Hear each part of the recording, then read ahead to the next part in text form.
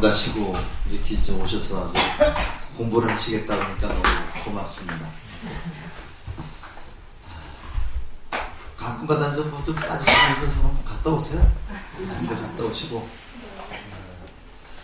지난 시간에 이제 그 계율 얘기를 했는데요. 이제 우리가 이제 계율이라고 할 때는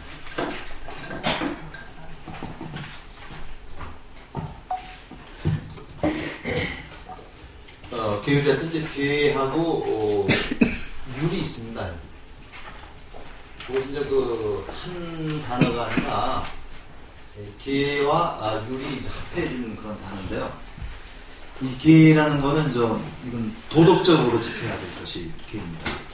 도덕적으로 계를 지키지 않았다고 해서 어떤 처벌을 받지 않습니다. 그래서 그거는 양심적으로 도덕적으로 지켜야 될 것이 계가. 우리가 이제 그 5계를 받았는데 5계 뭐 살생하지 마라, 뭐 도둑질하지 말라, 그다음에 술 마시지 말라 이렇게 이제 있는데 술을 마셨다고 해서 내 양심의 가책은 좀 받지만 어떤 처벌은 받지 않죠. 그다음에 이제 파리 목숨 죽인다 해서 그런 건 아닌데 율이라는 거는 또 집단 생활을 유지하기 위해서는 반드시 지키도록 강요하는 게 율입니다. 그래서 율은 요거는 지키지 않으면 처벌을 받게 됩니다. 우리가 이제 법률이라고 그러죠. 법률이라는데 법률을 어기면 이제 우리가 처벌을 받게 되는데 이 사람들이 이제 많다 보니까 1250명의 이제 그 비구들이 있다 보니까 그건 갖가지 별 사람들이 굉장히 많았습니다. 그래서 남의 그 스님들도 남의 그 좋은 그 음식을 가져가거나 있으면 좀 훔쳐먹기도 하고 이제 그런 일이 이제 벌어지는 거죠. 그래서 이제 이 율이 생겼는데 또는 화합의 그 정승단의 화합을 깨뜨리거나 또는 부모를 그 죽이거나 이런 것들은 아주 엄한 그 벌에 처했다고 얘기합니다. 그런데 사람들이 많아지면 많아질수록 그러한 범죄가 이제 그 율을 갖다가 어기는 게 많아졌기 때문에 그때 따라서 그 상황에 따라서 이제 그 율이 정해졌던 거죠. 그러니까 이제 우리가 부처님이 어떤 그 규칙을 어떤 그 율을 정해놓고 이걸 지키도록 한 게 아니라 그때 그 잘못을 범하는 사람들이 나왔을 때 그것에 맞는 처벌, 원칙이 세워진 겁니다. 이걸 우리가 수범수재라고 그래요. 좀 글자가 좀 어려운데, 요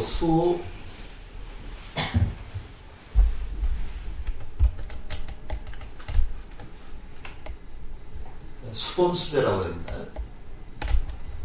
수범수재라고 해서 요 숫자가 우리가 딸 숫자가 돼가지고 요건 잘못이죠. 범법하는 거죠.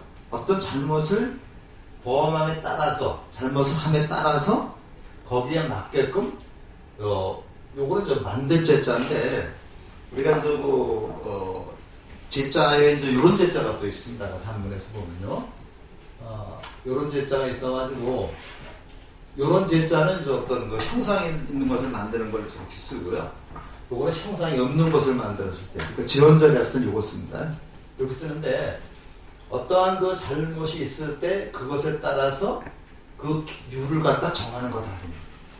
그 어떤 사람이 이제 처음부터 이제 잘 아셔야 되는 게, 처음부터 계율이 쭉 250개고 있는 게 아니라, 어떤 사람이 그 성단의 화합을 깨뜨렸다. 그럴 때는 그 성단의 화합을 깨뜨린 것에 번가는 알맞는 그러한 율을 정하는 거고요. 요걸 우리가 수범수재라고 해요. 수범수재라고 하는데 또 같이 또 우리가 알아야 될 것이 지범개차라는 말이 또 있습니다.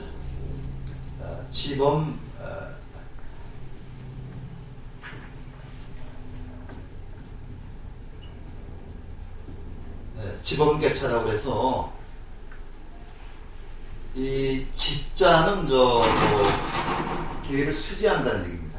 갖는다는, 지킨다는 얘기고, 요거는 지키지 않는다는 얘기죠. 지키지 않는다는데, 계획을 지키고 지키지 않는 것을 열고 요건 열고 요건 닫을 찰자입니다. 그래서 계를 지키고 지키지 않는 것을 열고 닫는다. 이게 무슨 말이냐면요. 어떤 경우에는 그 계를 지키게 되고 어떤 경우에는 계를 안 지켜도 된다는 얘기입니다. 그래서 예를 들어서 우리가 이제 그 경전에 나와 있는 비유입니다. 어떤 나무꾼이 나무를 하고 있는데 이제 사슴이 한 마리가 뛰어왔어요. 사슴이 한 마리 헐떡헐떡 도망오면서 나무꾼 보고 이제 저기 사냥꾼이 나를 죽이려고 옵니다. 나를 좀 숨겨주십시오. 그러니까 사냥꾼이 어떻게 했겠어요? 한쪽에다 숨겨놨어요. 숨겨놨는데 곧 이어서 누가 하면 사냥꾼이 화살을 들고 오더니 여기 사슴을 못 봤으니까 사슴이 간 데를 가르쳐 주십시오. 이렇게 얘기했어요. 어떻게 되겠습니까? 이 사람 사슴이 간 데를 가르쳐 주면은 사슴을 죽이는 살생을 하게 되죠. 근데 그것도 거짓말을 하면 또 그걸 법하는 거잖아요. 그래서 이때는 그 살생이 거짓말보다 훨씬 더 벌이 무겁죠. 이런 때는 이제 거짓말을 한다 하더라도 살생을 면하게 하는 거. 이렇게 지번개차라고 그래요. 그래서 그런 이런 얘기가 나오는데 우리가 간혹 가다가 보면 보면 지번개차라는 말을 굉장히 함부로 쓰고 있는데 이거는 아무나 쓰는 게 아닙니다. 큰 스님들이 이렇게 지시에 의해서 가르침에 의해서 지번개차를 슬기롭게 할 수 있도록 해야 된다. 이때는 아까 잠깐 얘기했지만은 살생이라는 거하고 투도 도둑질입니다. 두 개가 5개 속에 다 포함이 되는데 경중을 가려가지고 요것이 훨씬 더 무거운 잘못이기 때문에 이것을 하지 않기 위해서는 어차피 이걸 할 수밖에 없는 거죠. 이런 것을 우리가 지번개차라고 그래가지고 불교에서는 계를 무조건 지키라는 게 아니라 그건 상황에 맞게끔 판단해서 슬기롭게 대처하는 그런 뜻으로 보면 되겠습니다. 그래서 부처님이 이제 나중에 돌아가실 때 제자들한테 그런 말씀을 해요. 그런 말씀을 하는데 내가 말한 것이라고 해서 무조건 다 지키자는 건 아니다. 내가 말한 것도 너희들이 판단해서 옳을 때 지키라고 했습니다. 이게 바로 자등명, 법등명이라는 얘기죠. 그래서 우리가 이제 이웃종교처럼 부처님 말씀이 어떤 절대적이라거나 그런 게 아니고 이렇게 그 계율에 있어서도 부처님의 그 계율은 이렇게 정한 것이고 요런 상황에서 우리가 계율의 잘못에 경중을 가려서 우리가 해야 된다. 이런 말씀을 좀 드리고요. 오늘은 이어서 고향에서의 전법과 망자들이 출가해가지고 이게 교재가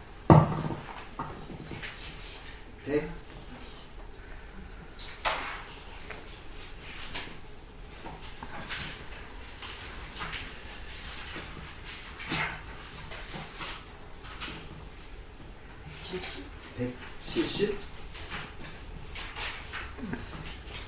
그렇죠. 여기는 한참 저기잖아요.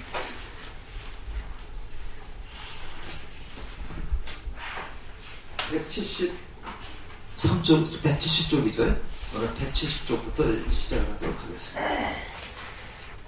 아시다시피 부처님이 출가를 해가지고 부처가 됐는데 아직까지 고향을 못 가봤어요.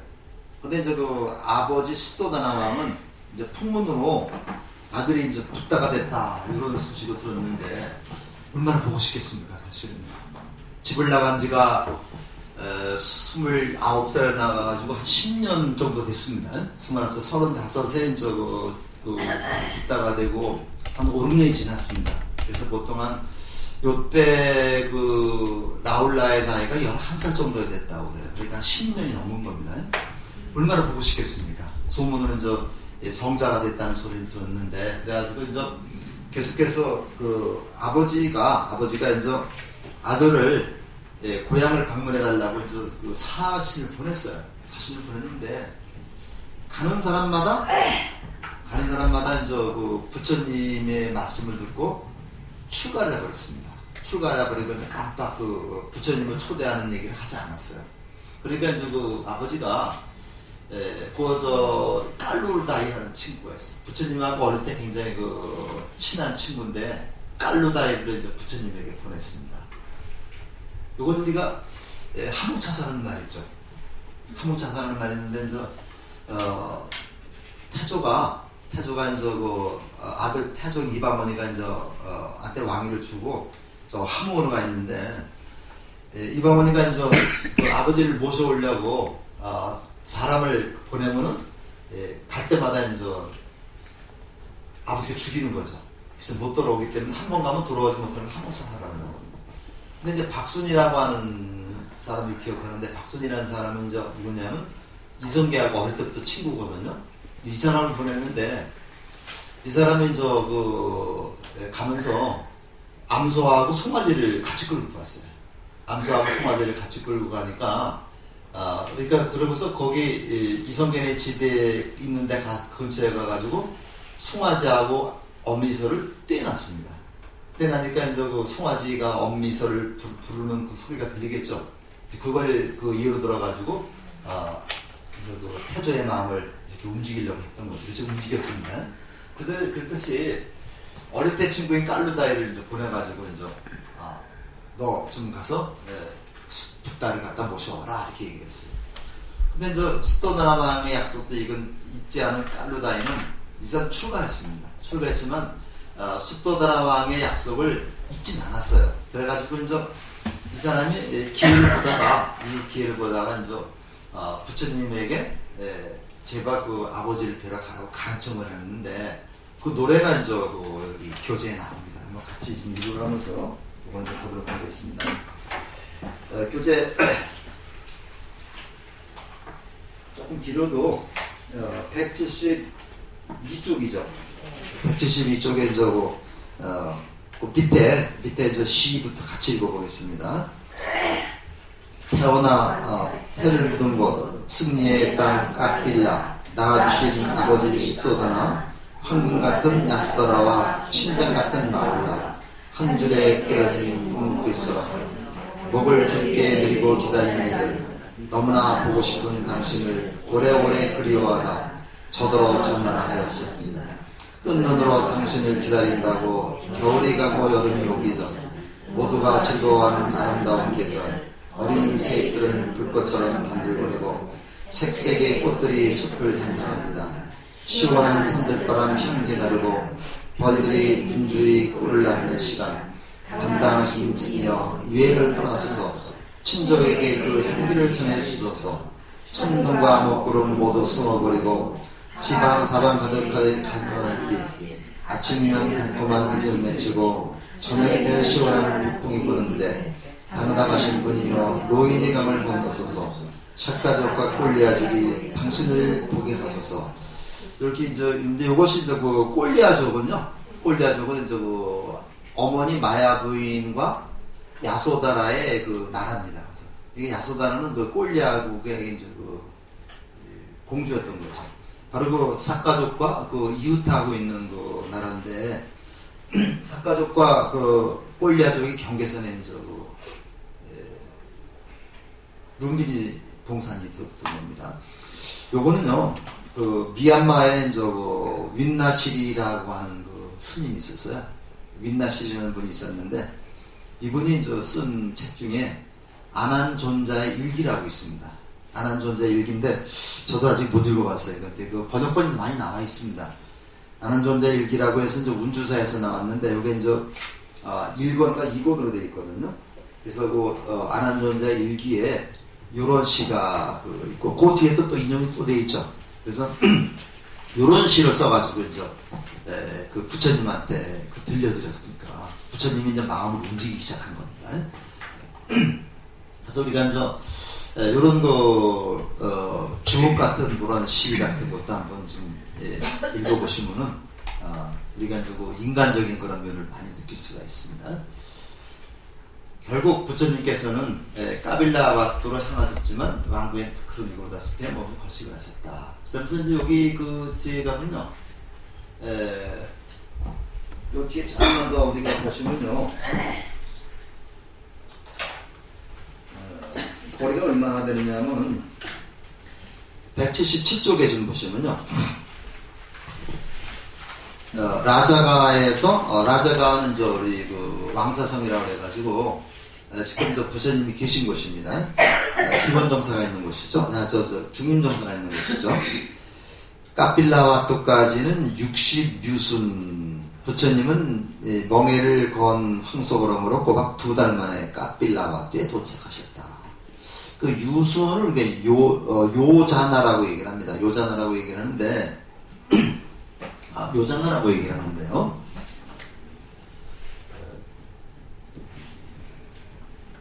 요자나라고 얘기를 하는데, 요거는 중국 사람들이 요거를 유순이라고 번역을 한 겁니다. 번역을 했는데, 대개 일유순이 어느 정도의 거리냐면요, 마차, 수레를 맨 소가 하루에 하루에 갈 수 있는 거리를 일요자나라. 우리가 보통 1시간 정도 갈 수 있는 거리를 심리라고 얘기를 하죠. 4km, 심리라고 얘기를 하는데, 수레를 맨 황소니까, 소니까 굉장히 느리겠죠. 그리고 인도길이라는 게 그냥 뭉퉁뭉퉁하고 그래가지고, 대체적으로 한 8km 정도 된다고 그래요. 요게 일요자나를 한 8km 정도 얘기하는 사람이 많습니다. 보통 한 8km에서 11km 정도도 얘기를 하는데, 어떤 약한 대체적으로 8km, 좀 길으면 10km 정도. 그러니까 우리 집을 따지면 되죠. 20년 정도가 수레를, 마차를 맨 암소가 걷는 거리인데, 가면서 거식을 해서 밥도 먹어야 되고, 그러니까 시간이 많이 걸리는데, 2달 동안 걸리니까, 이게 말이 그렇지, 1250명을 데리고 2달 동안 이렇게 걸은 겁니다, 천천히. 그렇게 해서 까빌라와띠에 도착을 했는데, 이 수도다나왕은 아주 아들이 온다니까, 왕궁에다가 아주 그냥 대대적인 음식도 차려놓고 잔치상을 마련해놨어요. 근데 아들이 여기로 오지 않고 로이니 숲이라고 하는 숲으로 들어가는 겁니다. 그러니까 화가 많이 났죠. 화가 많이 나가가지고, 수많은 사람들의 존경과 공경과 달리, 아들 스타트 거식 가는 것을 수도다나왕은 원망과 그래서 찾아요. 니고르가에 가서 아들이 성전한 아들이 이렇게 바루를 들고 공양을 다니는 거예요. 밥을 얻으러 다니는 겁니다. 그러니까 그걸 꾀지지한 모습으로다가. 그러니까 2달 동안 그렇게 왔으니까 얼마나 초라한 모습이었겠어요. 그 다음에 누더기 옷을 입고, 그 다음에 여기다가 바루 들고, 완전 거짓골을 하고 온 겁니다. 또 화가 잔뜩 났겠죠. 화가 잔뜩 났으니까 부처님을 찾아가서 얘기를 합니다. 우리는 명예로운 찰제리 가문이다. 쿠샤트리아 가문이다. 그래서 수도다나 왕의 이 가비라 이 성의 왕족들이 굉장히 자존심이 강한 사람들입니다. 그러면서 찰제리 가문인데 내가 이렇게 거짓처럼 하면 되겠느냐? 하고 얘기를 하니까 저는 부처님 종족입니다. 과거에 출연하셨던 높고 거룩하신 부처님도 한결같이 거짓을 하셨습니다. 그래서 우리가 종족을 따지는데, 수도다나 왕은 왕의 가문, 왕위의 가문이라고 얘기하지만, 부처님은 자기는 부처의 가문이다. 당신과 나는 가문이 다르다. 나는 과거부터 부처님들이 걸치가며 살아왔다. 그렇게 얘기하는 거죠. 얘기를 해가지고, 지금도 우리 스님들이 보통 자기 가문을 부처님의 가문으로 이렇게 해가지고, 자기의 본래 성을 쓰지 않고, 부처님의 성인 석시 성을 씁니다. 우리 해수스님도 석조면이라 그러죠. 이게 진짜 석시 아닙니다. 이제 석자를 이렇게 쓰는 거는, 종자 이렇게 씁니다. 이렇게 쓰는데, 이 석시라고 하는 이거 쓰는 거는 석가모니의 후손이다. 석가모니의 가르침을 받는 제자다 이런 의미가 됩니다. 그래서 스님들이 스스로 석시라고 하는 그런 성을 쓰고 자기 원래 성은 쓰지 않습니다. 이런 것을 우리가 볼 수가 있겠습니다. 그래서 우리가 보면 부처님의 가문도 본래부터 난 부처님의 가문이 돼가지고 우리 절에 가면 삼천불전, 천불전 있죠. 장원겁에 천부처님이 계시고 현겁에 천부처님이 계시고 뭐 또 성수겁에 천부처님이 계시다 해가지고 얘기를 하는데, 부처님은 정확히 얘기하면 그 현겁에 네 번째 부처님입니다. 네 번째 부처님이고 이제 다섯 번째 부처님으로 오실 분이 이제 미륵 부처님이 되는 거죠. 그래서 이제 우리가 장원겁에 마지막 세 부처님하고 현겁에 처음에 네 부처님하고를 우리가 묶어서 과거 친분이라고 말합니다. 그렇게 얘기를 하는데, 이렇게 이제 했어요. 그러니까 숫도다남은 옥세가 성자의 아들 정중히 초대를, 이걸 보고서 이제 아들한테 다시 예를 올리게 되는 겁니다. 그리고 비구들께 공양을 올리고자 합니다. 오늘은 저희 집으로서 공양을 받았어. 이제 제자로서 부처님한테 이렇게 말씀을 드리는 거죠. 그래서 이제 그거를 그 부처님이 이제 허락을 하시고 이제 그 궁중에 와가지고 아버지 어머니의 이제 공양을 받는 것이 나옵니다. 자, 그러면서 이제 부처님이 설법을 하셨습니다. 설법을 하면서 홀로 살면서 방일하지 않는 성자. 이 방일이라는 말은 어떤 원칙이 없이, 질서가 없이 함부로 놔뛰는 것을 방일이라고 해요. 그래서 이 방일이라는 말이 어떤 의미가 있느냐면요, 부처님이 이제 마지막 돌아가시기 직전에 한 말이 이제 모든 것은 무상하다. 방일하지 말고 열심히 정진하라, 이런 말씀을 하십니다. 그래서 재행무상 불방일 정진이라고 해요. 그리고 이제 부처님 마지막 말씀인데, 불방일 정진이라는 말이 나오거든요.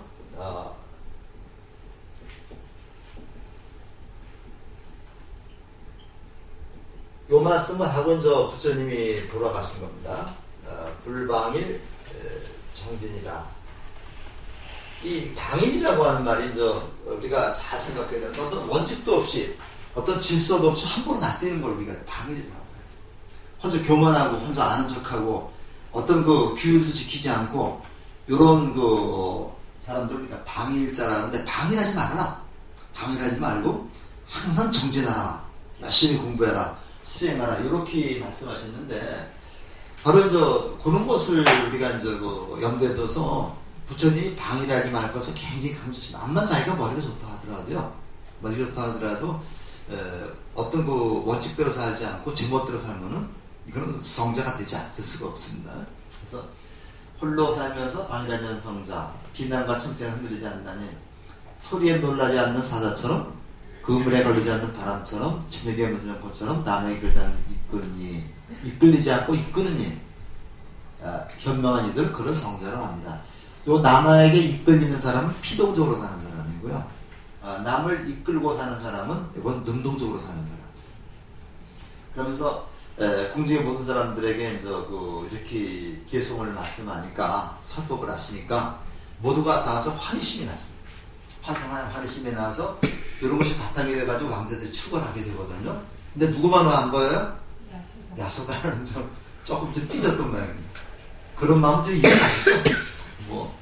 저는 모르겠습니다만, 이 야소다라는 오로지 남편의 시다르타 태자만 입고 살았었는데, 어느 날 갑자기 아이까지 버리고 그냥 도망을 갔어요. 도망을 갔는데, 거지가 되었다고 왔다는 소식은 들었는데, 자기한테 올 때까지 오지 않고 이제 글로 가니까 조금 내심 서운했겠죠. 나중에 이제 야소다도 출가하고 이렇게 되는데, 요거 이제 가서 두 달간 걸어갔다. 부처님께서 궁전에 니고로다 가신 이유는 뭐냐? 바로 요겁니다. 숫도다나왕과 삭가족의 아만심을 꺾기 위해서. 이게 아만심이 아상이라고. 아상을 꺾기 위해서. 그리고 당신은 부처의 종족임을 천명하셨다. 천명이라는 말은 자기 생각을 드러내 보인다는 겁니다. 드러내 보인다. 그래서 이제 여기서부터 이제 왕자들이 출가하는 그런 부분인데, 난다라고 하는 왕자는요, 부처님이 이복동생입니다.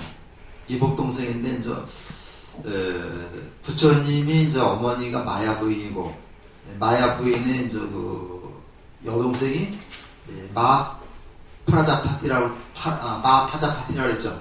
마하파자 파티인데, 마하파자 파티가 이제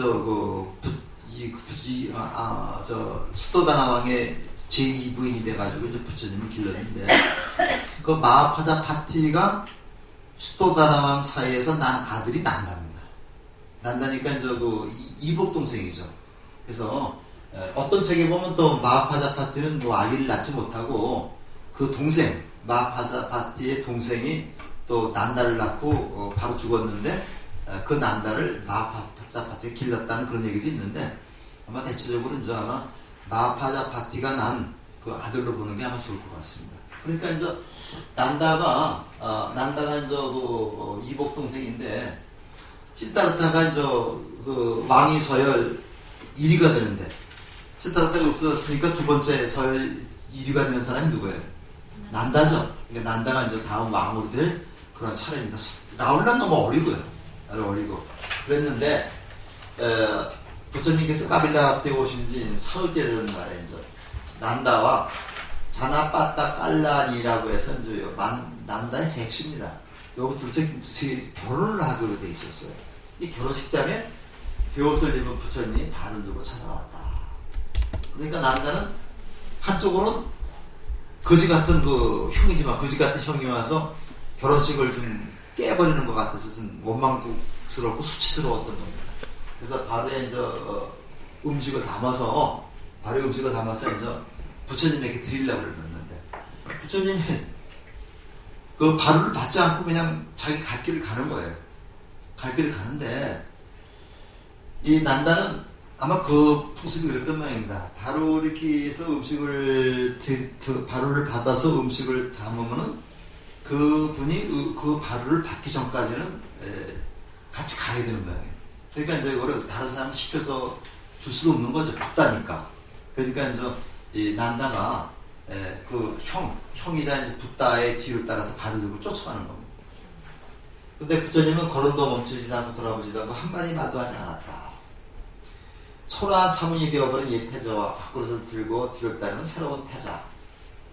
우스꽝스러운 그와인걸 백성들이 의욕있게 바라보았다. 수모의 백성들 속에서 난다는 스고로 크게 외쳤다. 그러면서 난다가 거기 가면서 쫓아가면서 형에 대한 시다르타 태자, 부처님에 대한 것을 이해하게 되는 겁니다. 그래서 처음에는 이렇게 이제 원망과 수치스러운 마음으로다가 이제 이렇게 생각을 했었는데, 형을 따라가면서, 붓다 따라가면서 그 부처님의 마음을 이해하게 되는 겁니다. 이해하게 돼서 이제 이렇게 나중에 얘기해요. 보라 자랑스러운 나의 형님을 이처럼 당당한 눈빛과 걸음걸이를 그대들은 본 적이 있는가? 그러니까 부처님이 앞에서 걸어가는 것이 너무 당당하기 때문에 난다가 감히 그 부끄러운 마음, 수치스러운 마음을 갖지 못하고 부처님을 존경하게 되는 겁니다. 그래서 이제 결과적으로 난다가 출가하게 되는 거죠. 그래서 까빌라거리를 구속선 누비시는 부처님을 따르는 난다의 마음에 더 이상 원망과 수치가 없었다. 석양이 물들물어 부처님께서 니고르다 숲에 당도하시자 난다는 발을 들고 부처님 앞으로 나아갔다. 잠시 제가 어리석었습니다. 지금 전 세상에서 누구보다 형님이 자랑스럽습니다. 그럼 부처님이 왜 그랬을까요? 난다의 암환심을 꺾어버리기 위해서 사실을 기이한 겁니다. 그러니까 이제 모든 탐욕을 떨쳐버린 사람은 당당하단다. 모든 분노와 떨쳐버린 사람은 안하단다. 부처님은 난다에게 출가의 공덕과 가부를 차근차근 설명하시면서 출가시킨 겁니다. 머리 깎은 겁니다. 이게 보면 참 이해가 되지 않죠? 이해가 되지 않는데, 이제 뒤에 남은 라울라도 이렇게 출가시키거든요. 그러니까 부처님은 당신이 이 붓다라고 하는 경지에 올라서 세상을 보니까 세상이 너무 좋은 거예요. 행복한 거예요. 누구나 다 붓다라 보이는 겁니다. 그렇기 때문에 요 좋은 행복한 세상을 자기의 가장 가까운 혈족부터 이렇게 이끌어가기 시작했던 겁니다. 근데 사실은 아버지 수도다나 왕은 연세가 너무 많기 때문에 이게 어렵기 때문에 그 동생들, 그 다음에 아들들을 갖다 그쪽으로 출가시킨 것이다. 이렇게 우리가 생각을 하셔야 됩니다. 그러면서 난다의 그런 어리석음도 아마 깨뜨려버리는 그런 효과가 있을 것이다. 그러니까 결혼식장은 아주 파토가 나버렸죠. 파토가 나버려가지고 그 장이 돼버렸는데, 이렇게 해서 사실은 출가를 했습니다만은 난다는 굉장히 깔루다이, 부인과 결혼하지 못하고 부인 생각을 굉장히 많이 했던 모양입니다. 그래서 나중에 출가했어도 난다는 굉장히 고민도 많았고 걱정도 많았었는데 나중에 이제 그런 것을 모두 끊어버리고 아란이 됐다고 얘기를 합니다. 그러니까 이제 출가는 했지만 출가하고 나서 이제 어떤 과정이 굉장히 힘들었던 과정이 이제 부전에 나오고 있습니다. 이거는 좀 간단하게만 되어 있습니다만 그래서 이제 출가가 됐고요. 자, 난다의 출가 이제 이복 동생이가 출가 후에는 아내리츠부터 수양업동에 살아야 됐는데 요게 하늘있지 못하는 요 과정이 굉장히 아마 어려웠던 모습이고요. 초기 경쟁이 요게 그대로 남아있습니다. 그 다음에 새끼의 선장을 얻고 욕망의 위험성과 허망을 해치는 그런 경지가 됐다.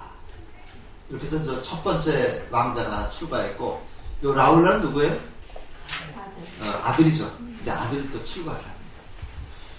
부처님이 까빌레 오신 7일째 되는 날 공양을 마치고 왕궁을 나서는 앞에 한 소년이 나타나서 부처님의 가사자락을 붙잡고 말했다. 그때 저기 한번 만납니다.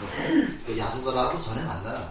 와서 이제 만나가지고 이제 어색한 그 장면이 끝났는데 야수다라는 난다가 추가하고 나니까 그 다음에 이제 왕이가 누구한테 올 것 같아? 라울라한테 올 것 같죠. 그래서 이제 라울라에게 사실은 아버지의 그 유산을 물려달라 이렇게 이제 가서 얘기를 하도록 부탁을 합니다. 그래서 유산이라는 건 아마 모르긴 해도 왕이 되는 그 자리, 태자의 자리를 물려달라 이렇게 아마 했던 것 같아요. 그런데 이제 그래서 그 얘기 듣고서 11살, 11살이라고 합니다. 11살짜리 이제 라울라가 이제 부처님을 찾아간 겁니다. 그리고 아버지에게는 행복합니다. 아버지 저에게 물려줄 유산을 주세요. 이렇게. 이 유산이라고 하는 개념이 라울라가 생각했던, 야소다라가 생각했던 유산과 부처님이 생각했던 유산이 다르겠죠. 그래서 라울라나 야소다라가 생각했던 유산은 요 왕입니다. 요 왕인데 부처님이 생각했던 유산은 바로 부처가 되는 얘기죠.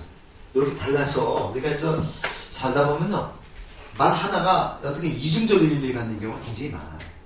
그래서 이제 유산을 불려주십시오 했더니 부처님은 당연히 아버지 수도나라한테 가서 얘를 다음 왕으로 삼아주십시오 이렇게 얘기할 줄 알았는데 그게 아닙니다. 그게 아니고 이제 부처님은 바로 출가를 시킨 겁니다. 장처님 잠시 멈췄던 걸음을 다시 숲으로 옮겨들었다. 사리풋다요. 이 아이가 아버지의 유산을 원하는구나. 라울라를 출가시켜라. 그런데 보통 이제 우리가 아직 나이가 어려서 수행을 하지 못할 그런 예를 들면 3위라고 그래요. 3위. 그래서 우리가 이제 남자는 3위, 여자는 이제 3인이라고 얘기를 하는데 대체적으로 이제 불교의 집안에서 보면요, 한 20살까지는, 출가해서 한 20살까지는 이제 정식 기회를 주지 않습니다. 그래서 이제 3인이라고 그러다가, 남자는 이제 20살이 되면 이제 구족계를 받고 이제 비구가 됩니다. 비구가 되고, 여자는 이제 18살까지는 이제 3인으로 있다가, 18살에 이제 식차만화라고 하는 단계가 하나 더 있어요. 식차만화의 단계를 거쳐서 이제 20살에 이제 구족계를 받고 이제 정식 비군이가 되는 겁니다. 그래서 우리가 사부대중이라고 말할 때는 비구, 비군이 우바세, 우바이를 사부대중이라고 하고요.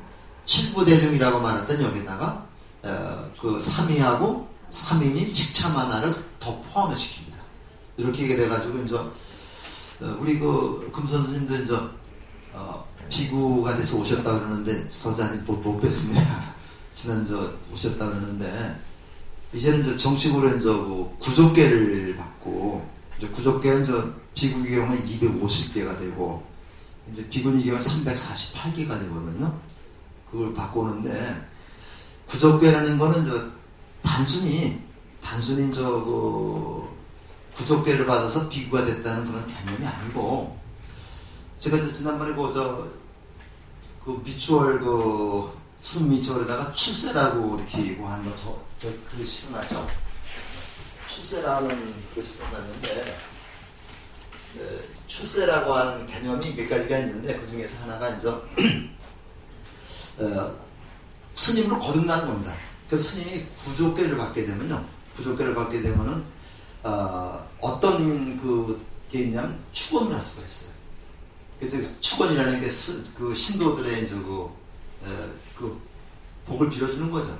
축원을 할 수 있습니다. 그 다음에 설법을 할 수 있어요. 그러니까 남에게 배우던 입장에서 남을 가르치는 입장으로 바뀔 수 있는 겁니다. 이걸 출세라고 해요. 그래서 우리가 비고가 되기 전에 삼위 입장에서는 사실은 법회에 참석해도 법문을 할 수가 없는 겁니다. 법문을 할 수가 없고, 그 다음에 부처님을 대신해서 축원도 할 수 없는 거거든요. 축원을 할 수 있고, 설법을 할 수 있는 이러한 자격을 갖추는 것을 우리가 구족계라고 말하고요. 그런 과정을 우리는 출세라고 얘기를 합니다. 요즘에 출세라는 개념하고 조금 다르죠. 그렇게 얘기를 하는데, 이때는 라울라가 11살 빼게 되지 않았기 때문에 아직은 너무 어리죠. 어려가지고 사리푸타를 시켜서 머리를 깎게 해서 사리푸타 제자로 받아들입니다. 그래서 사리푸타가 가르침을 주는데, 11살에 출가를 하다 보니까, 요즘에 11살이면 어때요? 아주 어린 애죠? 초등학교 몇 학년밖에 안 되는 애가 그 어려운 생활을 하기는 쉽지 않았을 거다 해서 배가 고파서 울기도 하고, 그 다음에 이런 것도 많이 추워서 또 떨기도 이런 게 많았다고 그래요. 그래가지고 부처님이 삼위들에게는 특별히 간식을 먹게 하는 그런 법도 제정을 했습니다. 그러니까 보통 스님들이 아침에 일어나시면 죽을 잡수거든요. 죽을 잡수고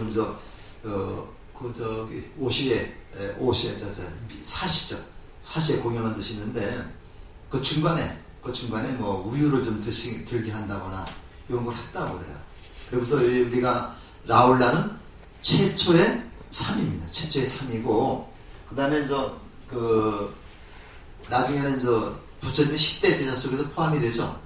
여기서 밀행제이라고 그러는데, 그 어린 라울라가 생각하기에 말이죠. 어떻게 생각했어요? 우리 친아버지가 부처님이잖아요. 최고잖아요.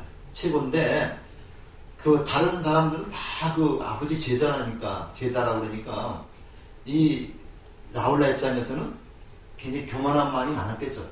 교만한 마음이 많아가지고, 공부보다는 못된 장난질도 좀 치고, 이런 것을 많이 했던 모양입니다. 그러니까 그때마다 아버지 붙다가 불러가지고 이렇게 우중우중도 하고, 야단도 치고, 이렇게 했다고 그래요. 그래서 말 듣지 않자, 부처님이 라울라를 시켜서, 배야에 물을 떠갖고 오게 하죠. 그래서 그 물로다가 내 발을 씻어라. 그래갖고 발을 씻게 한 다음에 그 물을 버립니다. 버리고 다시 그 물을 주워 담으라고 해서 라울라를 갖다가 교육시켰다. 그래가지고 라울라는 그 이후에는 드러나지 않는 그 수행을 많이 했다 해서 우리가 밀행이라는 말 씁니다. 밀행이라 해서 드러나지 않는 그 수행을 열심히 하는 데는 최고다 해가지고 라울라를 밀행제일이라고 해요. 그래서 자기를 드러내지 않고 공부도 하고 좋은 일도 하고 이렇게 얘기했던 거죠. 그래서 이렇게 라울라를 출가시키니까 이게 좀 야소다라도 그렇겠지만 당시 9세네 11살이 아니라 라울라도 그렇겠지만은 수도나 왕은 어떻겠어요? 다음 왕위를 이을 수 있는 손자까지 출가시켜버리니까 이게 암담한 거죠. 그러니까 아버지가 부처님을 찾아갑니다. 찾아가서 뭐라고 얘기하느냐면 부모의 허락 없이는 어린 나이는 부모의 허락 없이는 출가를 금지하는 게 어떻겠습니까? 이렇게 얘기를 해가지고 그 다음부터는 이런 어린아이 10세 안팎의 어린아이는 부모의 출가를 부모의 허락을 받지 않고는 출가를 안 시켰다고. 이런 것도 하나의 그 수범수재라고 볼 수가 있겠습니다. 그래서 이제 라울라는 어머니가 시킨 대로 부처님을 찾아가 유산을 달라고 했다. 당시 9살.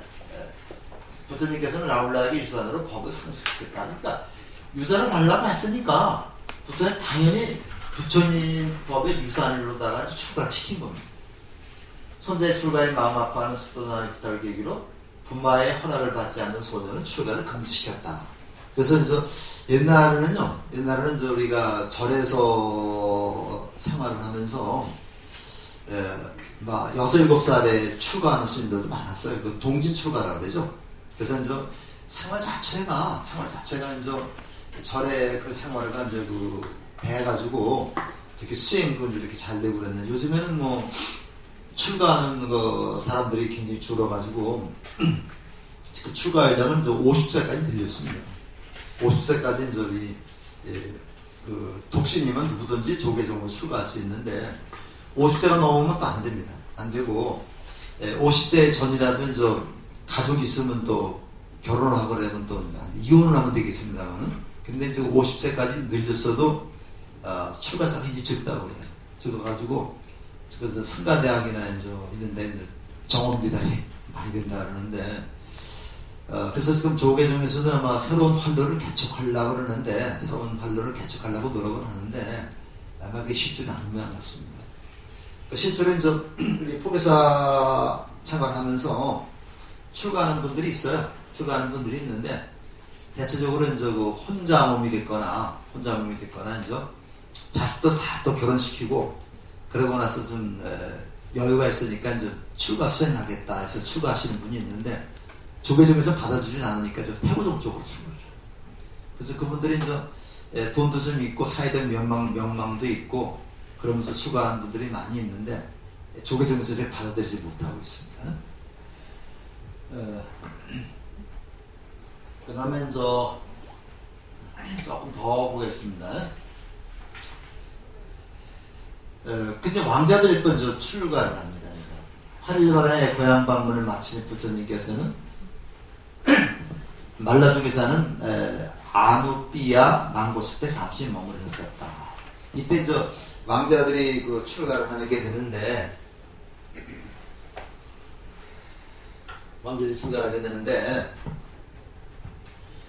일곱 왕자가 이제 부처님을 뒤쫓아왔습니다. 와서 출가를 시켜달라고 했는데 그 경계에서 그들은 장신구를 이바사 묵발리에게 주고는 출가를 하기로 했다. 그런데 이제 묵발리도 거기서 받은 그 보물도 자기가 갖지 않고 야, 왕자들이 출가하는데 나도 출가하겠다고 이제 출가하려고 같이 온 겁니다. 근데 사실은요 그 당시에 이바사는 굉장히 그 천민이거든요. 천민이기 때문에 이바사가 출가한다는 것은 상상을 할 수 없는 얘기였습니다. 상상할 수 없는데 이바사가 자기도 출가하겠다고 이제 왔는데 부처님이 넌 안 돼 하면 못 하는 거죠. 근데 부처님이 이제 그걸 받아들인 건데 우리 여기는 이렇게 잘 나왔어요. 제도니시여 저희도 부처님 가르쳐서 술 다른 것과 유를 닿게 해주소서. 그리고 우빨리도 먼저 비구로 만들어 주십시오. 이제 저희가 우빨리를 받들고 존경하겠습니다. 이렇게 얘기를 했다면 사실 그렇지 않습니다. 그렇지 않고 다른 책들에 보면 우빨리가 부처님하고 그 일곱 왕자하고 우빨리가 같이 오니까 부처님이 먼저 우빨리를 출가시킵니다. 우빨리를 출가시키는데 이 불교 집안에서는 단 하루라도 먼저 출가한 사람이 어른이 되는 겁니다. 그래서 그 다음에 출가한 사람은 그 어른들한테 꼭 선배를 올리고 이제 그 출가를 하게 되는 거죠. 하는데 부처님이 이제 그 일곱 왕자를 먼저 출가시킨 게 아니라 울빨리를 먼저 출가시켜요. 울빨리를 먼저 출가시키고 나서 그 다음에 이제 일곱 왕자를 출가시키니까 일곱 왕자들은 어떻게 됩니까?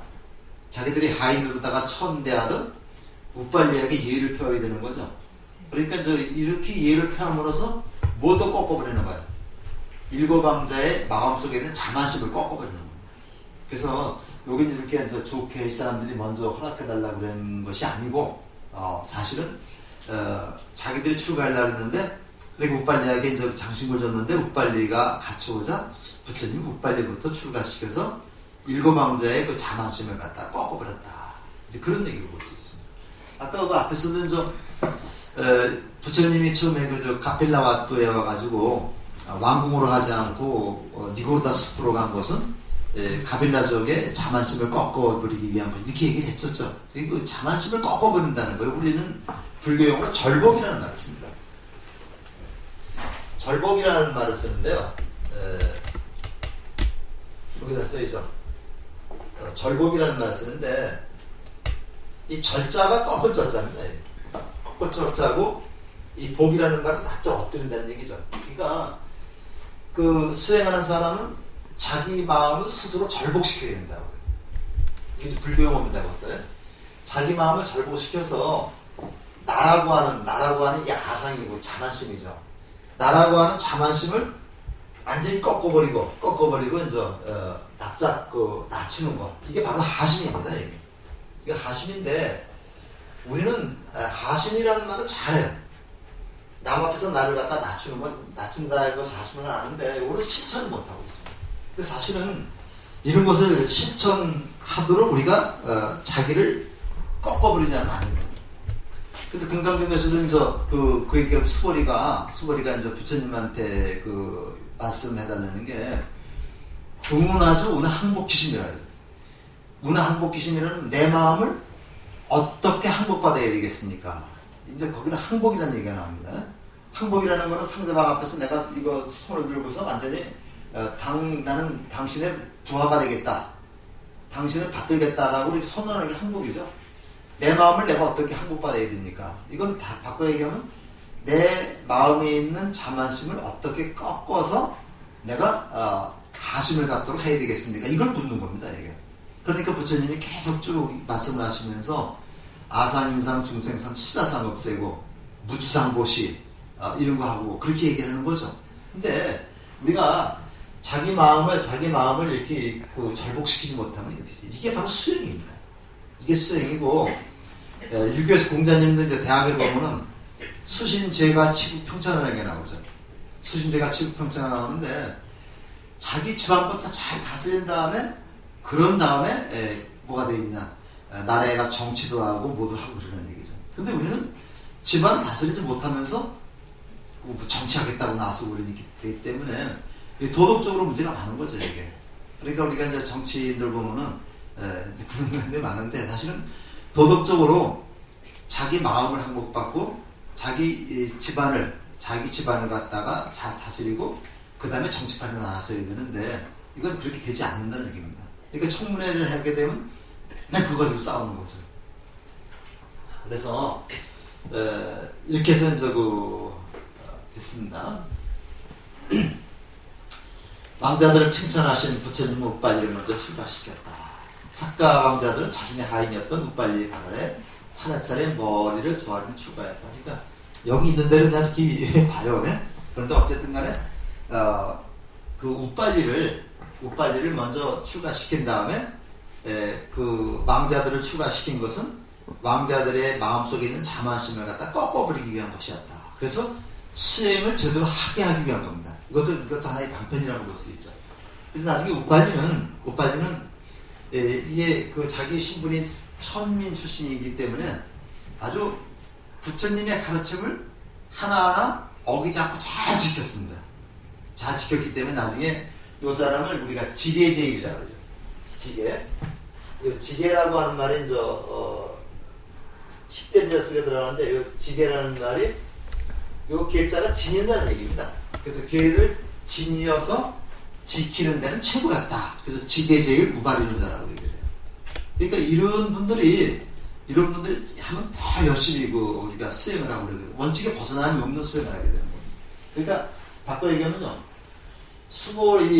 우발리 존자는 부처님의 가르침을 가장 원칙대로 실천한 분이다. 가장 원칙대로 실천한 분이 이렇게 얘기할 수 있죠. 그 나라에서 이제 스님들이 많이 계시지만 돌아가신 분들은 안 계시지만 부처님의 가르침을 가장 잘 실천하고 부처님의 가르침대로만 살려고 노력했던 분을 우리는 보통 법정 스님이라고 합니다. 법정 스님이라고 그 말씀해서 우리가 법정 스님을 존경하는 그 이유가 여러 가지가 있겠지만 제가 보기에는 바로 부처님의 가르친 대로 살려고 노력했던 분이다. 또 그렇게 살았던 분이다. 그렇기 때문에 우리가 이제 그 법정 스님을 존경 안 할 수가 없는 거죠. 자, 그러면서 이제 그 설법을 해주는 겁니다. 나의 법은 바다와 같다. 바다와 같다. 이 바다에 대한 비유가 굉장히 많습니다. 그래서 바다는 수많은 강물을 거부하지 않고 모두 받아들이며 바닷물 맛은 언제나 하나이다. 우리가 우리 서해바다 저기 저쪽에 양자강, 황하, 중국에서도 두만강도, 압록강도 흘러들어오고 대동강, 한강, 수많은 그 강물들이 다 서해바다로 오죠. 서해바다로 오는데 그 강물들이 서해바다에 들어가서는 바다라는 한 이름으로 불리죠. 요게 나는 한강에서 온 바다다, 나는 어디서 온 바다다 이렇게 얘기하지 않잖아요. 그래서 그 신분은 다 다릅니다. 한강에서 온 그 바닷물은 브람 아니고, 그 다음에 대동강에서 온 강물은 쿠자테리아하고 이렇게 비유하자면요. 그 다음에 양자강에서 흘러 들어온 물은 수드라다 이렇게 한다 하더라도 바다에도 하나가 돼버리죠. 하나가 되고, 이게 평등사상입니다. 하나가 돼버리고 다 같이 짠맛 하나입니다. 그래서 이 한 맛이라는 게 바로 뭐냐, 부처님의 가르침입니다. 그래서 말듯이 하나이다. 이게 오늘 하나인데 부처님의 가르침인데 이걸 우리가 열반이라고도 얘기를 하고 니르바나라고도 얘기하고 이렇게 얘기할 수 있습니다. 우리 승가도 신분을 가리지 않고 모두 받아들이며 평등한 그들에게는 올바른 법과 유리하는 한 맛이 있을 뿐이다. 이것이에요. 그래서 왕자였던 우빨리였던 결국 출가하면 같이 승가 집단에 들어가면서 다 같이 평등하다는 것을 강조하고 있는 거예요. 명심하라. 계를 받은 순서에 따라 일을 다할 뿐 신분과 귀천한 차별은 여기 없다. 이게 대단한 선언이죠. 평등선언인데 당시에 그 인도와 같은 그 계급사회에서 이런 선언을 할 수 있다는 것은 부처님만이 할 수가 없는 겁니다. 그러니까 다른 종교에서는 전부 다 계급 차별을 갖다가 그 계급을 인정을 하는데 불교는 이걸 깨뜨려버린 겁니다. 깨뜨려버리는데 이제 나중에 이제 불교가 인도에서 이제 몰락한 이유 중에 하나가 그 강한 신분 차별을 불교가 극복을 할 수 없었던 겁니다. 그래서 이제 이렇게 됐는데 어쨌든 간에 불교에서는 이와 같이 평등 사상 이것이 같이 바탕이 되어 있다는 것을 알 수 있고요. 그 다음에 이제 여기 이제 나오죠. 여기 이제 우빨존자입니다. 우빨리고 이제 여기 일곱 왕자가 이제 이렇게 절을 하는 그런 모습이 나옵니다. 그래서 부처님 가르침을 해서 스리가 다시 태어났다. 아누르타, 바띠야, 대화다tta. 이 대화다tta는 대체적으로 사촌형이라고 나오고 사촌 동생이 나오는데 사촌 동생이 맞을 것 같습니다. 그리고 요거는 또 야소다라의 오빠라고 하는 데도 있는데, 우리 BTN에서 방영한 그 드라마에서는 대화다tta를 사촌형으로, 부처님의 사촌형으로 다 이렇게 등장을 시키죠. 근데 나중에 이제 부처님을 배반한, 부처님을 죽이려 했던 그러한 인물이 대화다tta인데, 이 법화경에 보면 이제 이 대화다tta는 나중에 성불한다고 그래요. 그 다음에 이제 아난다는 부처님의 시자로서 25년 동안 부처님의 시자로 있으면서 부처님의 말씀을 가장 많이 들은 그런 제자이기 때문에 이거는 아난다를 다문제일이라고 얘기를 합니다. 그 다음에 다국긴 빨리 우빠난다이라 해서 요 중에서 이제 아누르따는 천안제일이라고 그러죠. 아누르따는 어떤 제자냐면은 부처님의 설법을 듣다가 한번 졸았어요. 졸은데 이제 아누르따가 이제 산만했던 모양입니다. 본성이 산만했기 때문에 부처님이 왕자니까 자기 동생뻘 되니까 불러다가 이제 야단을 쳤어요. 너 이놈아 가서 이렇게 와서 내가 왕자인데 뭐 이렇게 졸음을 쓰겠냐 하니까 아누르따가 이제는 다시는 잠을 자지 않겠습니다 하고 그 다음부터는 평생 잠을 자지 않았습니다. 부처님 불러다가 잠자러도 앉았어요. 그래가지고 눈이 멀어버렸습니다. 눈이 멀어서 육안은 보지 못하는 대신에 천안을 보게, 마음속으로 세상을 다 보게 됐습니다. 그래서 요 아누르타를 천안제일이라고 얘기를 합니다. 천안제일이라고 얘기를 하고, 여기 나와 있는 것이 이제 어느 날 육안이 없기 때문에 옷을 꿰매놨는데 바늘에다 실을 낄 수가 없죠. 그러니까 이제 아누르타가 누가 내 바늘에 실을 끼워줄 사람이 없겠는가 하고 이렇게 얘기를 하니까 부처님이 이제 그 바늘에 실을 끼워가지고 아난다를 주었다. 그러면서 수행의 공덕은 끝이 없다. 그러니까 열심히 수행하는 것을 모험적으로 보였다는 그런 얘기가 나오는데, 그런 일화가 여기 교재에 있습니다. 그래서 그 중에서 이제 아누르타하고 아난다가 이제 10대 제석에 포함이 됩니다. 아난다는 아난다의 형이 아마 되어졌다라고 하는 그런 말이 많습니다. 여기까지만 하고서 좀 10분 쉬었다 하겠습니다. 어떤 목표에 도달하게 되면 그게 또 환호성이 나오는 것 같습니다. 그리고 우리가 보통 보면은 그 법화경 같은 경전이 있다 보면요, 뭐 부처님이 설법을 하시니까 지진이 일어났다. 지진이 일어나서 6번 크게 울리고 18번 울렸다. 그런 얘기들이 나오는데, 진짜 지진이 일어난 건 아니고요. 우리가 경전일 때 그건 조심해야 됩니다. 6번 땅이 진동했다는 얘기는 내 육군, 아니 비서 신의가 있죠. 내 육군이 흔들었더니 감동을 해서, 부처님이 그 설 경지에 도달하니까 설법을 듣고 내가 어떤 경지에 도달하니까 내가 막 감동을 하는 거죠. 감동을 하면 소리가 나오고 그 다음에 세상이 흔들리는 것 같은 그런 느낌을 받게 됩니다. 그래서 우리가 지구가 6번 진동했다, 또 12번 진동했다, 18번 나오거든요. 6번이라는 건 육군이 감동했다는 얘기고, 12번은 12처가, 그 다음에 그 18번이라는 건 18개 이렇게 나와가지고, 우리가 진짜 경전을 읽으면서 지진이 일어났다는 얘기는 잘 새겨들어야 됩니다. 근데 그거를 글자 그대로다가 집착하다 보면은 진짜 지진이 일어난 것처럼 착각하기 쉬워요. 자, 좋구나. 인적 없는 나무 아래 깊은 밤 홀로 있어도 두려울 것 하나 없는 지금의 나는 너무 행복하다. 행복하다라고 썼습니다만, 이게 사실은 우리 불교나 동양에서는 안락, 즐겁다는 뜻인데, 즐겁다. 그러나 바띠아만큼 빠르게 같이 이해하고 여러 번의 경험은 아니었다. 유독 곱게 자란 아누르타는 아나율이라고 번역을 합니다. 게으르고 나태했고 부처님의 법문을 듣다가 조기까지 했다. 대중이 모인 자리에서 부처님께 꾸준한 문도를 나누었다는 잠을 자지 않는 정진을 강행하여, 이 잠을 자지 않는 정진을 이렇게 용맹정진이라고 해요. 그래서 우리가 정진에는 몇 가지가 있는데, 잠을 자지 않고 계속 정진을 강행해서 시력을 잃었지만, 유관입니다. 유관이라는 시력을 잃었지만 세상 사람들이 보지 못하는 것을 보는 아닙니다. 천인의 눈, 이게 천안이죠. 천안을 얻었다. 천안을 얻었는데, 우리 지난번에 최동남 교수님도 말씀하셨지만은, 우리 금강경에도 보면요, 눈이 5개 눈이 나오죠. 오한이 나옵니다. 그래서 차례쯤에 유관, 금강경 18분에 나와요. 유관, 천안, 그 다음에 해안, 법안, 불안, 이렇게 이제 5가지 눈이 나오는데, 이거는 그런 경지, 이제 그 경지를 나오는 거죠. 그러니까 천안이라는 말은 내가 시력을 했지만 내가 먼 미래의 과거를 알 수 있는 그런 눈을 갖다가 천안이라고 해요. 그러니까 우리가 앞으로 세상이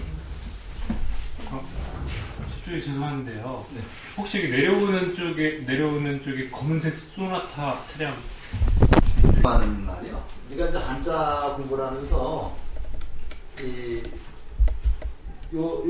쌀미자죠. 쌀미자죠. 여기 이 쌀미자가 들어가는 건 굉장히 세밀하다는 거예요.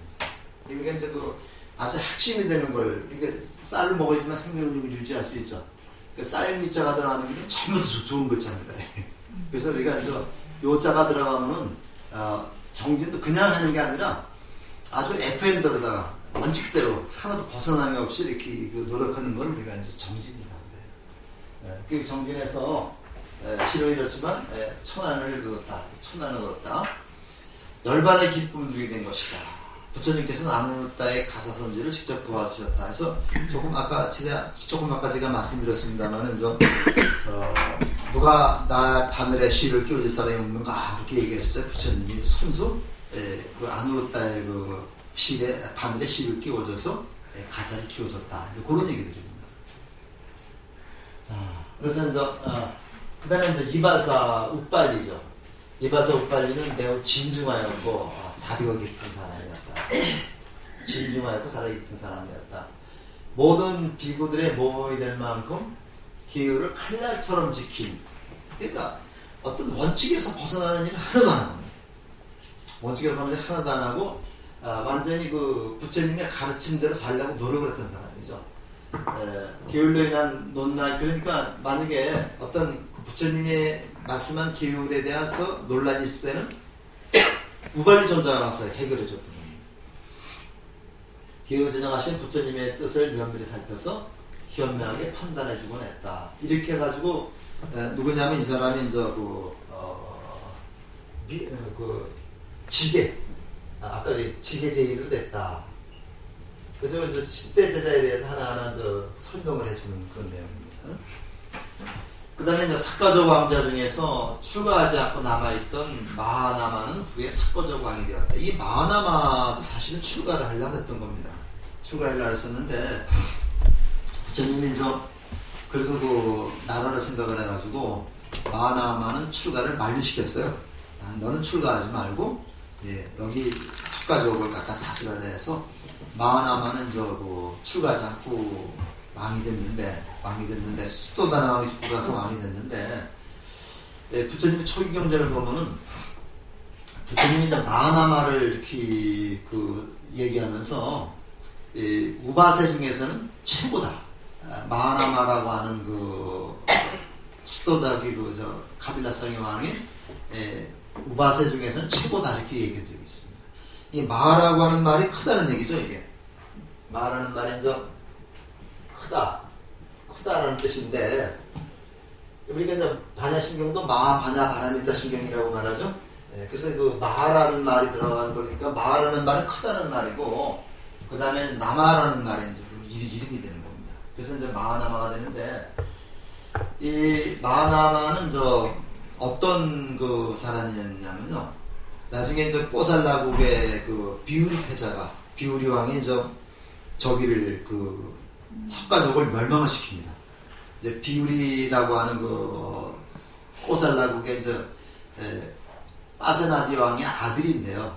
이 아들이 원래는 빠세나디아 왕이, 빠세나디아 왕이, 꼬살라국은 바티아를, 부처님 나라인 가비라섬을 실제적으로 지배하고 있던 나라입니다. 그러니까 굉장히 큰 나라거든요. 이제 빠세나디 왕이 저기를 향해서 한번 공주를 보내달라. 가비라성에 이제 공주를 보내달라. 내하고 우리 아들하고 결혼을 시키겠다.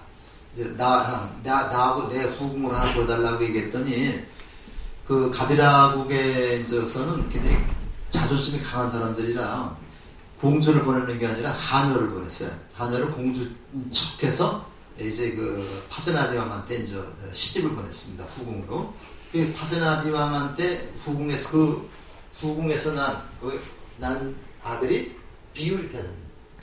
비우리인데, 비우리가 파세나디 왕이 이제 후궁에서 난 아들인데, 후궁이 이제 가비라국의 공주인 줄 알았는데 사실은 공주가 아니라 하녀였던 겁니다.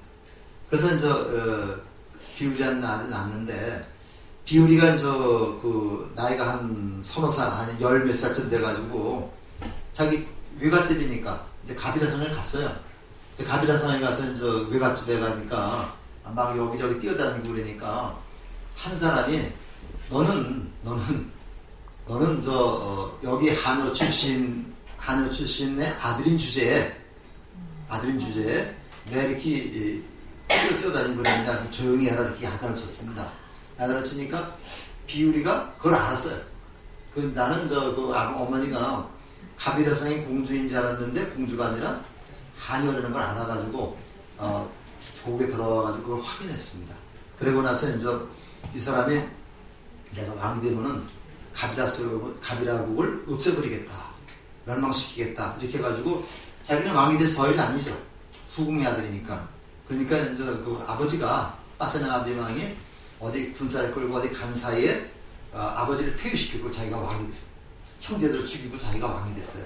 왕이 되고, 그러니까 아버지 그 빠세나가디 왕은 자기가 그 아들이 모반을 해가지고 왕이 되고 성문을 닫아버리니까 그 고국에 들어오지 못하고 이후 마가다국으로 갔다가 거기서 그냥 죽고 말았어요. 그래서 아버지를 죽이고 왕이 된 그 점인데, 이 사람은 그 소원이라는 게 가비라국을 멸망시키는 게 소원이었습니다. 그래가지고 이제 한 번은 가비라국을 멸망시키기 위해서 군대를 끌고 쭉 이제 그 가비라국으로 쳐들어가는데, 그 나무가 그 말라 죽은 고목나무 밑에 그 부처님이 얹어서 그 참선을 하고 계신 거예요.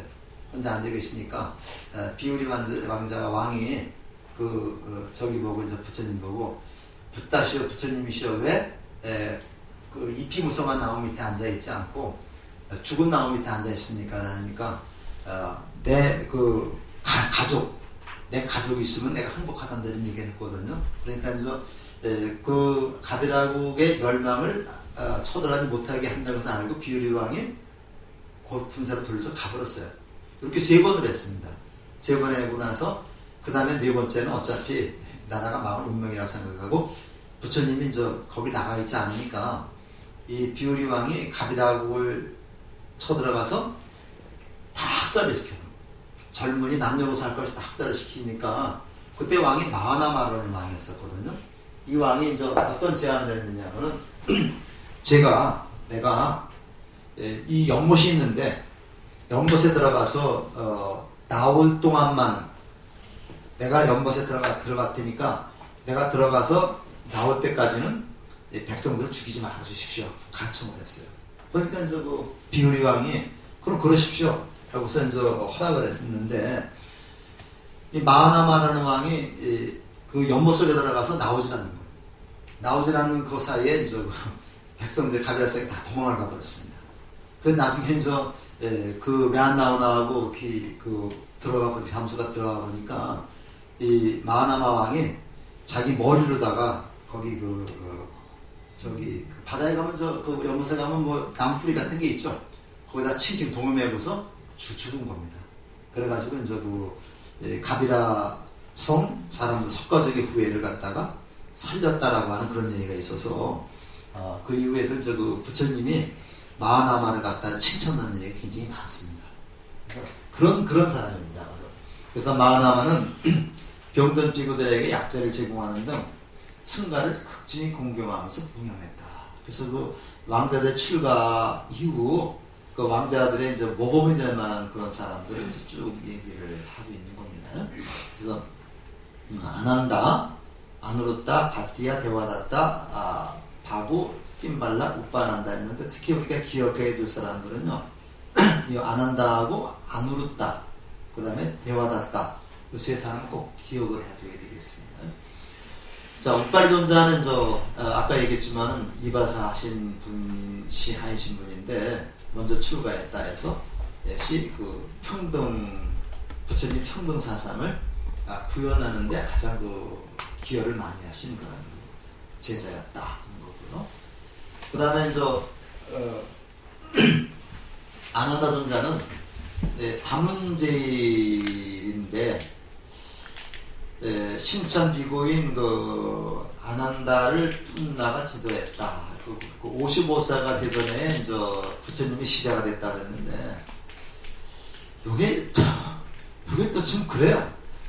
아난다 존자는 부처님과 같은 해, 같은 달에 태어났다. 이러면 또 말도 안 돼요. 근데 이게 2600년 전에 그 얘기이기 때문에 이게 그 인도 사람들은 또 기록을 잘 안 합니다. 중국 사람들은 다 기록을 하거든요. 기록을 해서 중국 사람들은 역사책만 보면 25사라고 25권만 보면은 저 중국 역사를 다 할 수 있는데 인도 사람들은 기록을 하지 않고 머리를다가 이어오는 겁니다. 이오는데 아난다가 여기서는 저 부처님과 같은 날 같은 해 태어났다 이렇게 얘기가 나오기도 하고 또 어떤 책에 보면 부처님보다 나이가 많은 거로 나오기도 합니다. 근데 나이가 많은 거는 좀 말이 안 되죠. 또 어떤 책에는 부처님보다 훨씬 어린 책으로 나오고 요즘에 내가 읽고 있는 책에는 나홀라하고 아난이 거의 같은 동갑 내기로 나오고 있어요. 근데 거의 맞지 않고 우리가 이제 보통 보기에는 부처님과 같은 날 같은 시기에 태어났다면 부처님과 동갑이라면은 부처님 시자로서 활동하기엔 좀 나이가 많죠. 그래서 이게 일반적으로 부처님의 사촌 동생쯤 그렇게 생각하는 게 좋을 것 같고요. 그 다음에 이제 아난다의 형이 데바다tta라고 하는 그런 설이 또 맞는 것 같습니다. 근데 이제 어떤 때는 데바다tta가 또 야소다라의 오빠라고 나오고 그래서 막 그런데 그냥 그러느니 하세요. 그러느니 하시는데 55세부터 부처님 나이 55세입니다. 55세에서 80세 살았으니까 이것이 25년간이죠. 25년 동안 부처님 옆에서 이렇게 보살필 시자했는데 예를 들어서 부처님이 하고 동갑이라면은 부처님이 80세에 돌아가셨는데 아난이 80세까지 부처님을 시봉했다. 좀 말이 안 되죠. 근데 이제 부처님이 돌아가시고 나서 이 제일 결집을 이제 가섭존자가 주관을 합니다.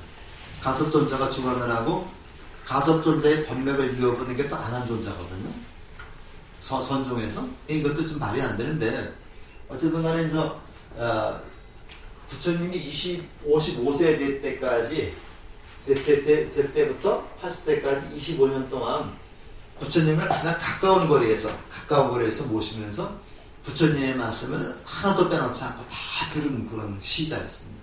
그래서 우리가 경전의 쪽에 여시아문이라고 했을 때 여시아문에서 아는 바로 아멘을 얘기를 하는 겁니다. 내가 이와 같이 들었다. 내게 이렇게 들렸다. 이런 얘기를 해서 모든 경전이 전부 다가 아난이 부처님한테 들은 얘기를 기억해서 이렇게 설법하는 그런 내용이 되어 있습니다. 이 55세 전까지는요, 55세 전까지는 아마 7명인가 하는 그 시자가 또 있었어요. 그래서 여러 사람이 쭌다라는 시자도 있고 그래서 여러 사람이 부처님의 시봉을 들어가면서 부처님을 모셨습니다. 그래서 이제 요 55세라고 하는 요 시기부터 25년 동안은 부처님이 자기가 가르친 설법하신 것을 체계화하는 그런 과정이죠. 그래서 이 55세부터 80세까지 25년 동안 부처님께서 말씀하신 것을 체계적으로 정리하는 그런 단계이기 때문에 그런 것을 다 들어서 이렇게 기억해낸 것이 우리 바로 아한병입니다. 이게. 그렇게 좀 알아두시고요. 수리한 용모로 여인들이 유혹인데 굉장히 아주 미남형이었던 모양입니다. 미남형해가지고 여인들의 유혹을 갖다 많이 받았는데 그 중에서 이제 유혹을 받을 때마다 이제 부처님이 아난다를 구해줘서 수행을 할 수 있게끔 만들었다. 근데 끝까지 부처님 돌아가실 때까지 깨달음이 이르지 못했어요. 깨달음이 이르지 못해가지고 가섭존자가 치력을 해서 이제 500명의 비구를 모아서 이제 결집을 했는데 그때 499명까지는 치력군에 다 들어갔습니다. 나머지 하나가 이제 아난존자인데 아난은 이때까지 부처님의 아란의 경지에 이르지 못했어요. 근데 이제 가섭이 못 들어오게 하니까 아난이 이제 분발해서 더 이제 수행에 자기 머리로 하는 게 아니라 요거를 실천하는 수행을 해가지고 바로 결집 전날 이제 아란이 돼가지고 가서 이제 부처님의 그런 말씀을 기억해내가지고 경전을 만들었다. 이런 얘기들이 이제 불교의 사실에서 나오고 있습니다. 그 다음에 이제 아누르타 존자는 이제 천한제일인데 천생이 이거 아까 얘기를 했죠. 이렇게 해서 이제 됐는데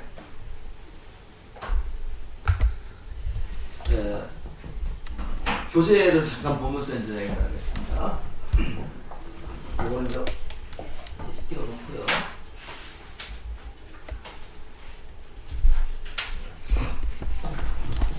183쪽에 그 밑에서부터 좀 보시면 되겠습니다. 패자는 이제 그 일어나 방 잃지 말고 선행을 닦으십시오. 숫도나한테 얘기입니다. 숫도나한테 이제 아버지한테는 얘기인데 일어나 방 잃지 말고 선행을 닦으십시오. 법을 행하면 안락합니다. 법을 행하면 안락합니다. 이승했으나 저승했으나 이렇게 우선 자기가 부처님이 나는 석가족의 부처님의 그 후손이다 이렇게 얘기를 했었죠. 부처님의 음성은 단박하고 진실했다. 부처님의 눈빛은 흔들림이 없고 당당했다. 그 다음에 선행을 닦고 악행을 짓지 말아야 합니다. 법을 행하면 안락합니다. 이승했으나 저승했으나 하고서 부처님한테 부처님이 이제 아버지한테 설법하는 내용인데 핵심이 선행을 닦고 악행을 짓지 말아야 된다는 말이죠. 그래서 요거는 우리가 오늘 7불 통계라고 얘기를 해요. 7불 통계라고 얘기를 해서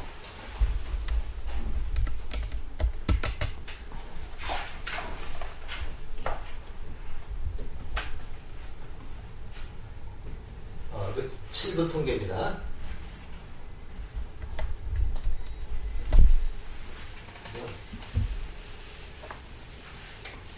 제약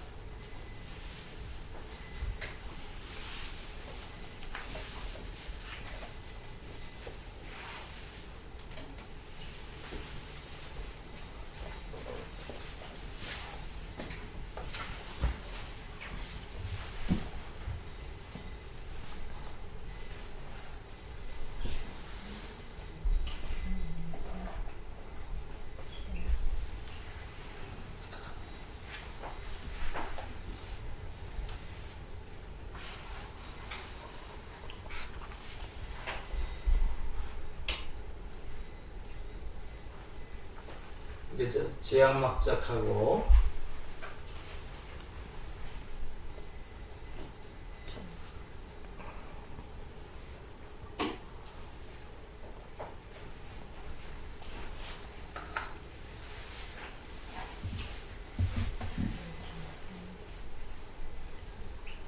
어느 시간에 이건 7번 통계라고 그러는데 이거 잠깐 좀 말씀드리고서 나가겠습니다.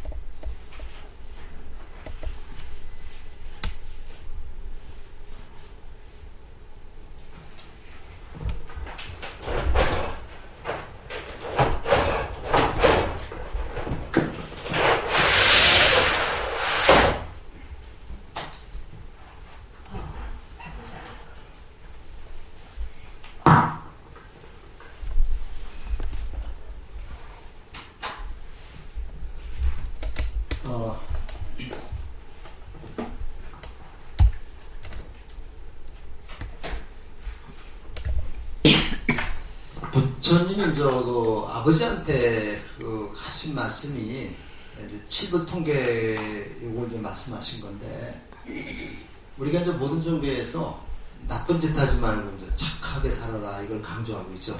그래서 불교도 마찬가지입니다. 우리가 이제 불교를 너무 어렵게 생각하지 마시고 착하게 사는 거. 그럼 어떻게 착하게 사느냐 이제 여기 문제가 되는데 7분이라는 말은 과거 7분을 얘기를 해요. 과거 7분을 얘기해가지고 이제 우리가 인터넷 스마트폰에서 과거 7분을 치면 이제 뭐 비바시불부터 쭉 나옵니다. 나오는데 우리가 이제 그 불교적인 세계관에서 보면 과거에 천불이 있었고 현재에 천불이 있었고 미래에 또 천불이 나온다 그래가지고 과거의 천불을 우리가 이제 장원겁의 천불이라고 그러고 현재의 천불을 현겁 어지현자 씁니다. 어지현자를 쓰고 그 다음에 이제 성수법의 천불에서 삼천불을 갖다 이제 얘기를 하는데 아까도 말씀드렸지만 이제 과거 장원겁에서 998번째, 999번째, 1000번째 부처님이 이제 비바시불, 시기불 이렇게 나오고 그다음에 이제 현겁에 네 번째 부처님이 이제 석가모니 불이고 다섯 번째 부처님 오실 분이 미륵불이라고 그러는데 석가모니 불에서 미륵불이 오는 시간은 56억 7천만 년이라 그러죠. 56억 7천만 년인데 이런 숫자는 상징적인 숫자지 56억 7천만 년이라는 그런 개념은 아닙니다. 그 과거의 칠불이 공통적으로 이 계라고 하는 말은 요거는 가르친다는 얘기인데 이게 말씀 원본이 있죠. 말씀 원본이 있으면 말씀으로 중생들에게 가르치시는 내용이다. 그래가지고 부처님의 가르침을 부처 8만 대장경의 가르침을 간단히 요약하면 이렇게 4줄로 요약할 수 있다. 4줄 물론 16자로 요약할 수 있는데 제약이라고 하는 말은 요 제자가 모든이라는 얘기죠. 모든 악을 요거는 그 부정하는 말입니다. 하지 말아라. 뭐 하지 말아라. 여기다 이제 막이라는 말을 써요. 그래서 모든 악한 일을 짓지 말고 모든 악한 일을 만들지 말고 요거 중자도 똑같은 글자입니다. 무리 중자죠. 그러니까 모든 착한 일을 받들어 행하라. 그러니까 지금 그 얘기가 거기 나오는 얘기입니다. 나쁜 짓 하지 말고 착하게 살아라. 나쁜 짓 하지 말고 착하게 살아라. 여기까지는 모든 종교에서 다 하시는 말씀입니다. 기독교도 바로 이런 말씀을 하시고 불교도 그렇고 힌두교도 그렇고 이슬람교도 그렇고 그 다음에 이제 유교도 그렇고 모든 종교에서 다 요걸 얘기를 해요. 나쁜 짓 하지 말고 착하게 살아라. 이게 이제 모든 종교의 공통점입니다. 그런데 어떻게 하느냐, 어떻게 착하게 사느냐, 요거는 불교에서만 있는 얘기입니다. 스스로 그 뜻을 맑게 하는 얘기입니다. 그러니까 모든 나쁘게 살지 말고 악한 짓 하지 말고 착하게 사는데 그거를 내가 스스로 판단해서 하는 얘기입니다. 내가 스스로 판단해서 해라. 남 시켜서 하지 말라는 얘기죠. 만약에 이것이 이제 다른 종교 같으면 신을 믿는 종교 같으면 요거는 신의 뜻이기 때문에 신의 뜻에 의해서 요거를 하는 얘기죠. 신의 뜻에 의해서 하게 되면 신이 나를 시키는 주인이 되는 거고 나는 신의 뜻에 따라서 살 수밖에 없는 종이 되는 거죠. 그래서 그렇게 한다면 신을 내세우게 되면 신과 나 사이에는 주종관계가 생깁니다. 그러니까 우리가 저쪽에 이웃 종교에서 기도문 같은 건 주 예수를 믿으라면 이렇게 주라고 되죠. 주라는 말이 주인이라는 얘기거든요. 주인이 있으면 반드시 거기에 종이 있게 마련입니다. 그렇죠? 그러니까 숫자도 그렇죠. 하나가 있으면 반드시 뭐가 있어요? 둘이라는 게 있어요. 하나가 있으면 둘이 있습니다. 하나가 없으면 둘이 없는 거예요. 이게 불입니다, 이게. 우리가 불이라는 말을 많이 쓰죠. 불이 법문이다 이렇게 쓰는데 이건 불이가 하나라는 뜻이 아니라 둘이 아니다. 다시 말해서 절대적인 하나입니다. 절대적인 최고라는 얘기입니다. 그렇게 우리가 해석을 해야 되는 거예요. 그러니까 우리가 절에 가도 불이문이다 이렇게 나오면은 요 불이문은 상대적인 그런 하나가 아니라 절대적으로 최상의 비할 수 없는 바로 이걸 무상이라고 해요. 이걸 우리가 이제 무상이라고 그러는데 무상 법문인데 요거는 위가 없다는 얘기죠. 어디다가 비교할 수 없는 절대적인 오로지 큰 그런 겁니다. 우리가 이제 보면요 지구라는 건 어때요? 지구라는 건 우리가 잘 보는 지구는 다른 것에 비교할 수 없는 큰 지구죠 이게. 그렇잖아요.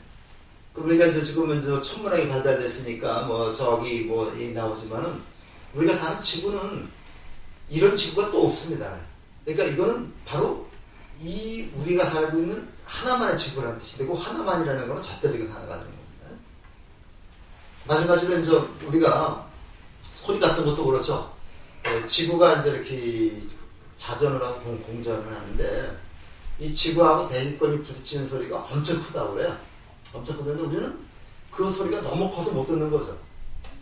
그래서 우리가 이제 들을 수 있는 그 숫자는 그 소리는 너무 작은 소리도 못 듣고 너무 큰 소리도 못 듣습니다. 그래서 그 중간에 킬로에 있으니까 뭐가 나오죠.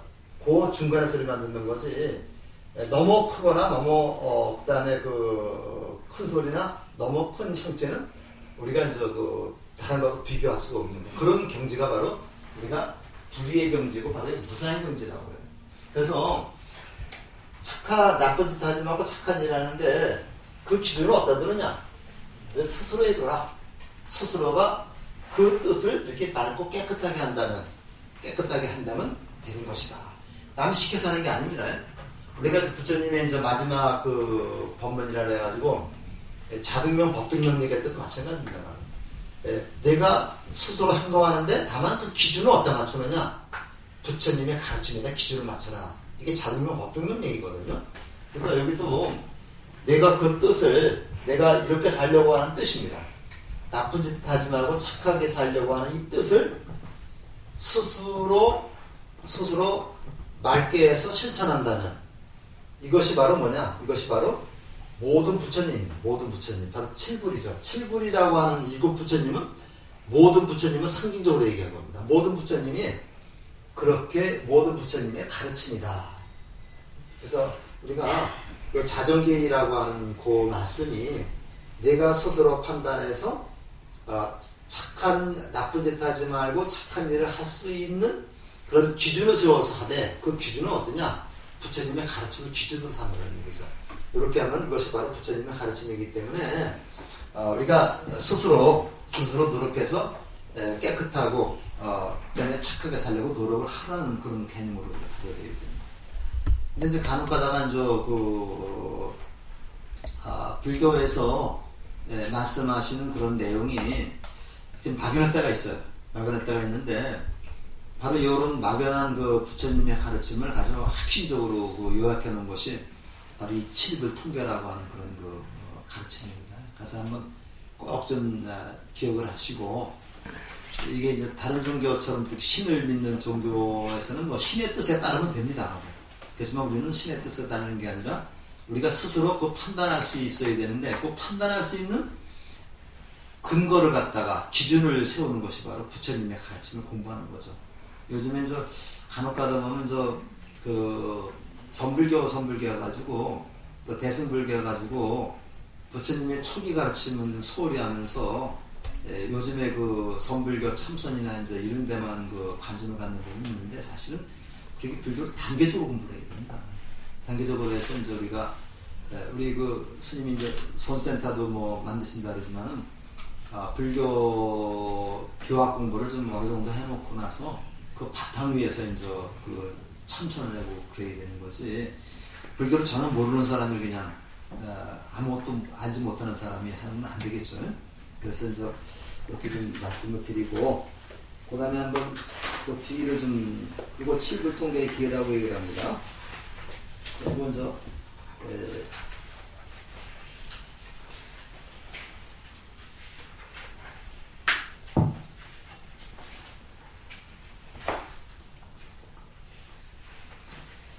그 193쪽을 잠깐 보시면요.